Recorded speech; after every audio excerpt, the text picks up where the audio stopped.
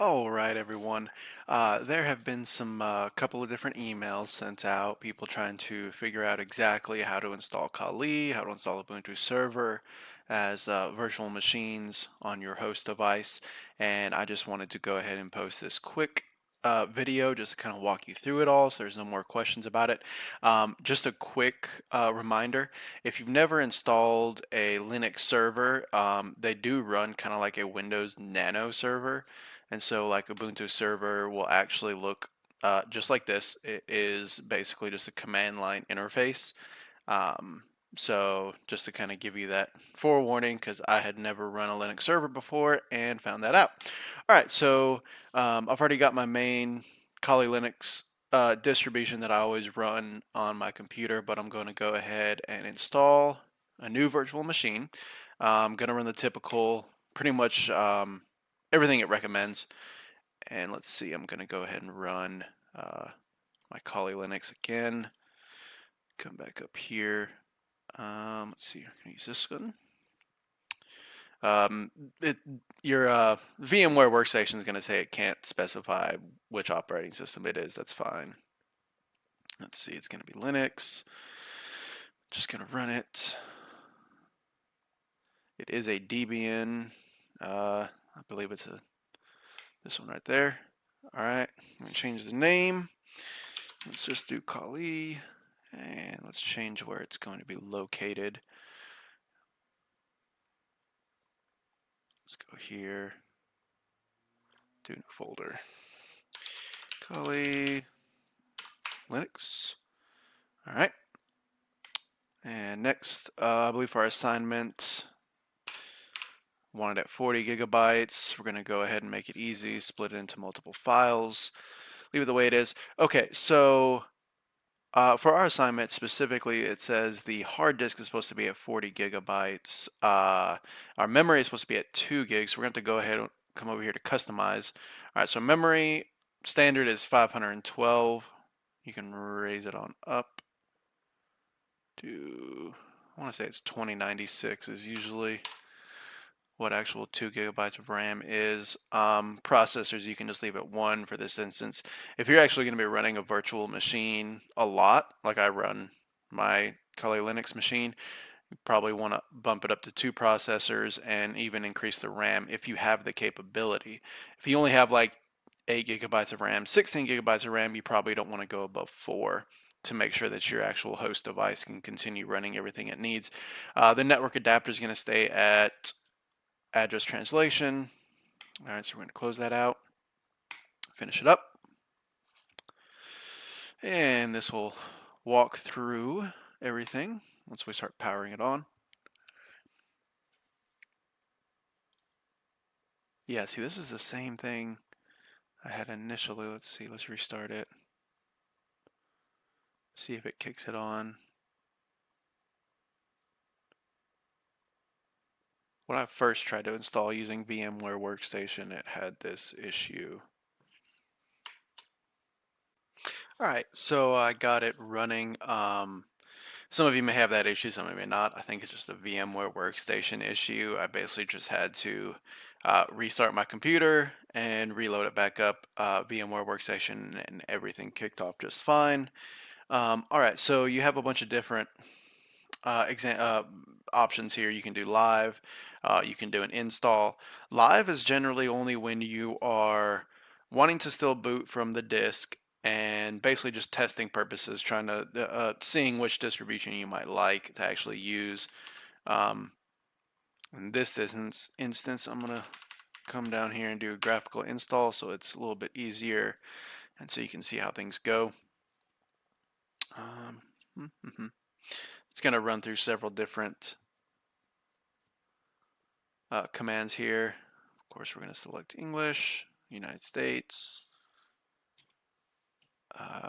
American English, and this will take a little bit of time.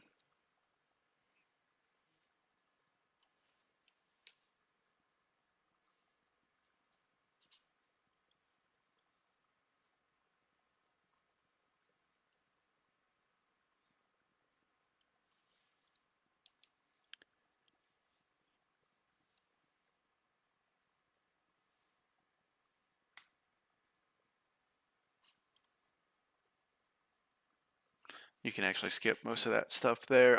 Root password. Let's see what we got. Let's do this.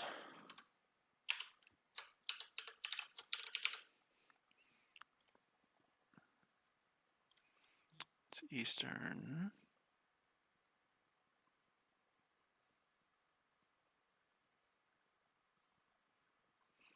You just always want to go with a kind of like a default configuration unless you really know what you're doing in that situation. So we're just going to use guided and use entire disk. Good.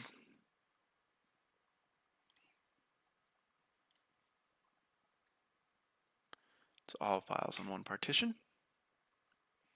Finish partitioning and write it up. Let's go.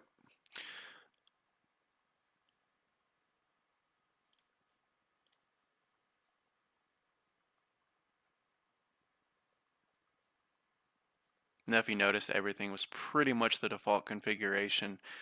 Whatever the system recommends, I tend to just go with unless you kind of know exactly what you're doing and how you want things to be set up a little bit differently. And this will take some time. We'll be back when it is done installing. All right, and as you can see, everything finally finished installing, and we can keep on going. Um, all right, configuring the package manager. We're going to use a network mirror. Yes, we don't have a proxy. And this is going to take just a second.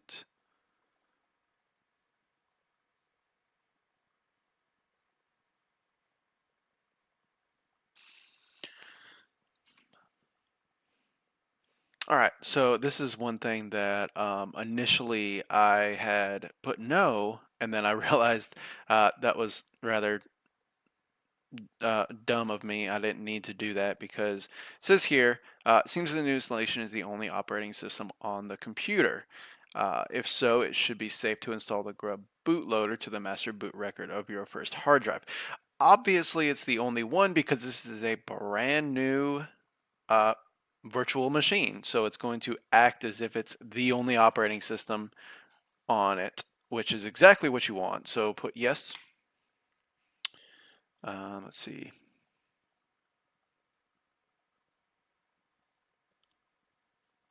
I'm going to click on that, which is the standard.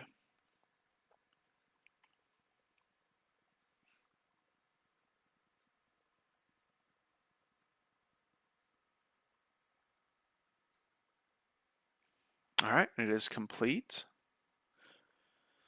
So saying make sure to remove the installation media as you didn't actually install a disk, put a disk into like a CD drive or anything. That's not an issue. Just hit continue.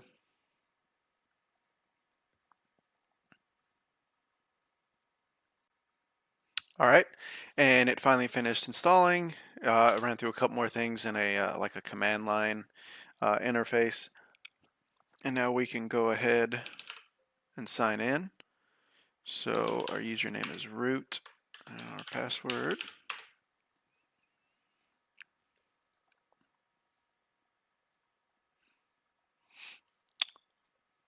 All right, and there you go. And you are ready to use your brand new virtual machine of Kali Linux. One thing that you should know is this over here.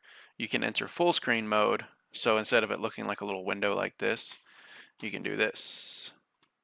There we go. So now you actually look like it actually looks like a traditional desktop. And then if you need to get back up there, you can just slide down like that. All right, and that is the end of it. Hopefully this helps. If you have any more questions, just let me know.